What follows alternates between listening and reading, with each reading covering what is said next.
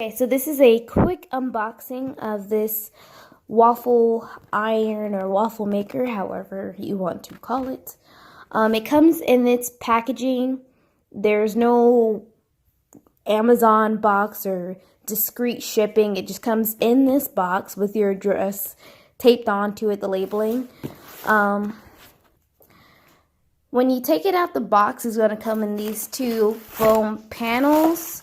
And of course, a plastic bag for protection to seal the pretty stainless steel surface. And in the center, it's gonna have a sheet of paper. And that's pretty much it. Also, you're gonna receive your instruction manual. And that includes directions, recipes, as well as the warranty for the product. That's pretty much all that comes in the box. Yeah.